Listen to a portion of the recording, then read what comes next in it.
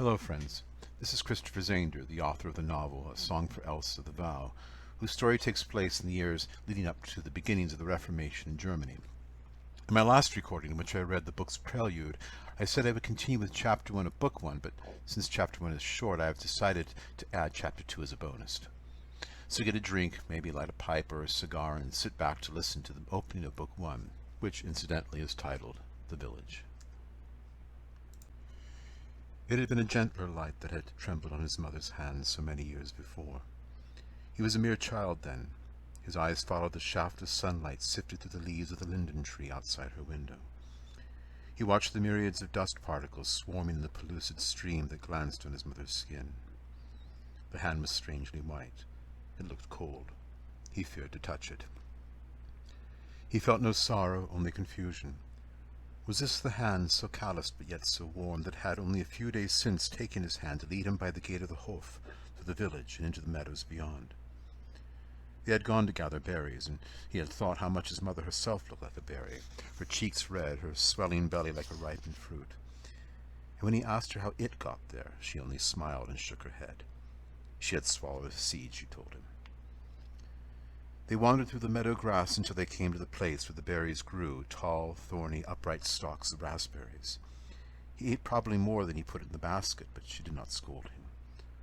A little closer to the wood they found blueberries. Farther on were long trailing vines of marionberries. They filled their baskets full and rested, ate some cheese, washing it down with milk from a flask. She told him she would not go berry picking for some days, but that he could go with Inga, if he promised to bring her back some berries.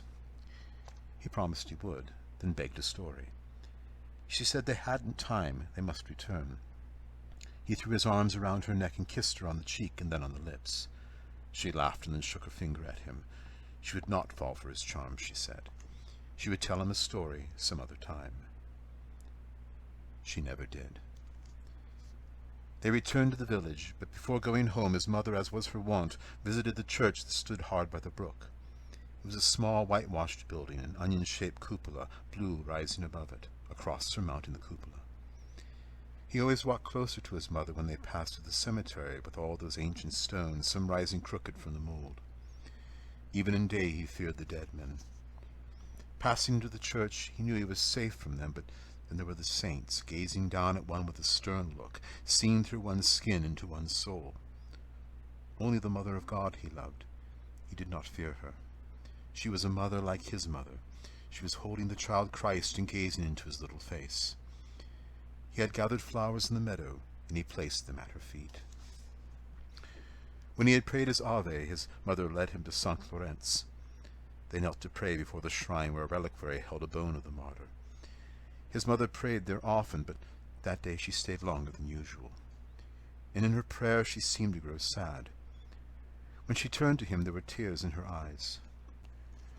"I have brought you here this day, my son, that you might remember," she said to him. 9 years ago I prayed to St. Laurence that he would bring my baby healthy into the world. I prayed that I mightn't live to nurse him and hold him in my arms. I told the good saint that I would pay any price for this boon, any price. And I offered you, still hidden in my womb, to him." She fell silent again. He watched the flames of the votive candles flickering before the saint's shrine. The saint looked down at them, at him, from above the altar. He was a stern old god. The boy feared St. Laurence, though his mother loved him. Her work-worn hands were again clasped in prayer, her lips moving inaudibly. After a few minutes she spoke again, her eyes still fixed on the saint. "I offered you to him," she said, "as Anna did Samuel. You would serve him if he would render you to me for a short time. Only let me live and hold my child, and he shall be yours," I prayed. Then turning to her son with tender glance, she said, "And he heard my prayer." They left the church. The strong sunlight, now verging to the west, dissipated the terror of holiness.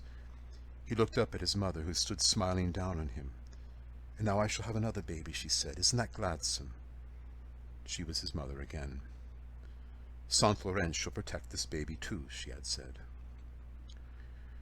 As he stood dumbly by his mother's bedside, he did not think about St. Laurence or about the baby, a brother, they told him, squalling at the breast of the wet nurse. He thought only of his mother, who a few days before had been so warm and now lay so cold. He did not weep. He could not comprehend what lay before him. She was like the image of the stone knight lying prone on a tomb at the great church in Weisenbrücke, the church with the white-robed choir monks who chanted slowly and solemnly. The image of the stone knight mingled with that of his mother lying on the bed, one hand resting upon the other on the coverlet, beads wound round her fingers. Her face looked so peaceful as it ever had, only it seemed so cold. He felt a hand laid on his shoulder. He was led from the room. Near the doorway stood his father, an unwonted expression on his face. The boy looked up at him, but the man said nothing, didn't seem to see him. The boy passed on. He heard the door to the room close behind him. His father had gone in. It was then he heard that terrible sound. It came from behind the door. It was a deep, groaning animal's sound, inarticulate yet horrible. He had heard such a sound before when the cows were taken from their mothers. It was so deeply sad, so mournful. A sudden terror stabbed the child. Was that his father, the foundation and bulwark of his young life, an impersonal yet assuring presence like the good earth under one's feet?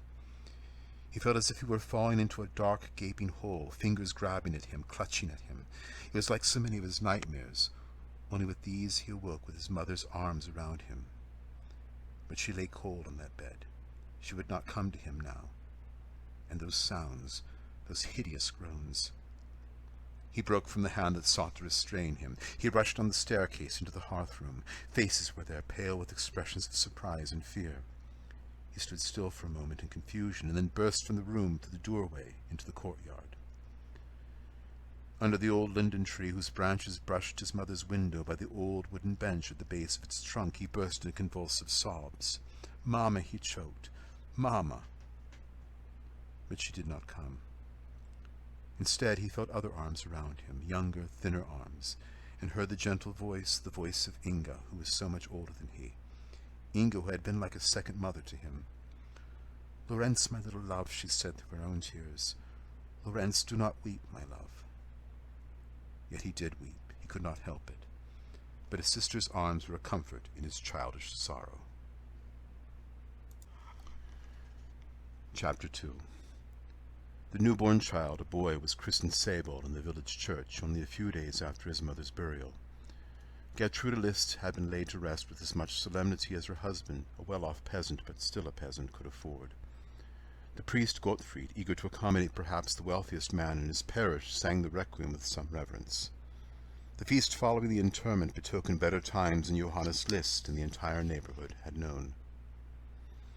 Sebald's baptism, by contrast, was a meagre affair, a mere afterthought of duty recollected. The child's father was present but aloof. The godfather, Conrad Müller, performed his part. Gottfried, the priest, muttered the Latin prayers like an incantation.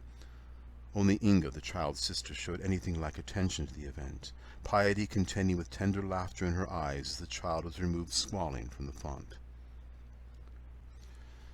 Lorenz at first wanted nothing to do with his baby brother. The ache of loss could brook no reminder of its cause. But days passed, then weeks, then months. The boy's sorrow soon lay buried under winter snows. Then spring came, and Easter. Already new joys were peeping like green shoots through the mold of his soul.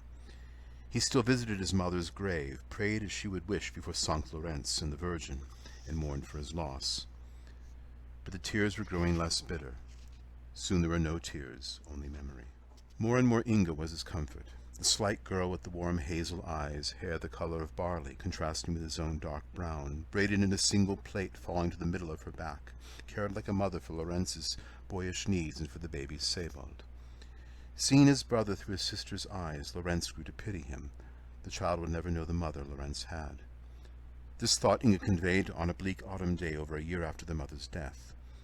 Pity for the child mellowed Lorenz's resentment and sense of rivalry for Inga's attention, and warmed to amusement at Sebald's babyish antics. In time it flowered into love. The father, always an aloof figure, had grown ever more distant after his wife's death.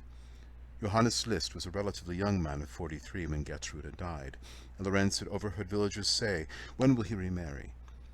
But even after the time of mourning was long done, Johannes did not go a courting. Except for his public duties as village headman and the somewhat frequent carousals with intimate friends at his own fireside, Johannes withdrew from his neighbors. Mothers who had hoped that the richest farm in the village would favor one of their daughters began refusing even to greet their neighbor, slights he either ignored or failed to notice. Lorenz's days were increasingly spent working with his father on the farm, but though they spent hours side by side, Johannes said little to his son except to bark commands and criticize if the boy did amiss. The father offered little praise. Yet Lorenz sensed that his father was pleased with him, for he performed his tasks quickly and mostly diligently. But if Lorenz worked well, it was scarcely to please the cold, distant man he called his father, but to make Inga proud. She wanted him to be a good boy. Lorenz spent whatever free time he had, evenings, Sundays, and feast days after chores, with Inga and Sebald. How pleasant were these hours! Inga was a wealth of songs which she taught him. They sang together, and little Sebald after a while added his own discordant chirps to their music. Inga had learned many stories from their mother, which she recited in the evenings before bed. Sundays and feast days found the three, Inga and Lorenz in turns carrying Sebald, wandering the meadows in search of berries or in simple merry abandonment. Some of Lorenz's fondest memories of this period of his life centered around the games Inga, though 5 years older than he, played with him. They would make believe they were the characters in Inga's stories. He would be King Thrushbeard and she the haughty princess, or in a thicket of small trees near the village mills she would be the sleeping briar rose and he her royal deliverer. Once, however, it was more than 2 years after his mother's death, Inga improvised a veil from some old piece of black cloth and said she was a nun at Mass, and he Lorenz the priest. He remembered not thinking much of this game, but to please Inga he went along with it. But when he began some babbling muddle that was meant to approximate hurried Latin, Inga stopped him. "Not like Gottfried," she said. "Do it like the nuns' priest at Kloster Neubrunn." And he tried to imitate the chanting of that priest, badly, and she with slightly more success parodied the singing of the nuns. But the game was too tame for him. He had never paid much attention at Mass. And flopping himself down beside the fallen tree that was the altar, he grumbled, "Damn it, I can't remember what comes next." "Lorenz, you're a regular heathen," she scolded him, but playfully. "I like being a heathen," he retorted. "They don't have to play such boring games." "Why, brother," she said, laughing, "don't you like to pray?" He wondered why she asked this. He had not objected to prayer, only the silly game, but feeling ornery, he answered, "No." Inga sat down beside him and was silent for some time. "Sometimes," she finally said with hesitance, "sometimes I think I would like to do nothing but pray." He started with surprise. He looked at her with wonder. "Inga," he said, "you don't want to be one of those nuns." She said nothing, but seemed lost in her own thoughts. "Sister," he said, with an inexplicable feeling of fear, "you're pretty. You can get a husband." He felt a sort of wonder, for never before had he thought of Inga as anything save his sister. But she was full 15. Some village girls he knew had gotten married at 15. A feeling of panic thrilled him. "Inga," he cried out, "you're not going to, you're not going—" "Stupid," she interrupted him. "I am not going anywhere. Not now." And her face turned grave. Long did he remember it. Her brows knit over her beautiful eyes, growing even more beautiful in their pensiveness. Her cheeks were lightly flushed, as if in mild shame. What had she to be ashamed of? And besides, she finally said, "Father would never allow it." Thank you for listening. You may obtain a copy of my book, A Song for Elsa the Vow, from my fine publisher, Aruka Press. That's A-R-O-U-C-A, Aruka Press, or from Amazon.com. My next reading will be from Book 1, Chapter 3 of my novel, which, as you will hear, has a rather different mood from what I have read thus far. Until next time, God bless.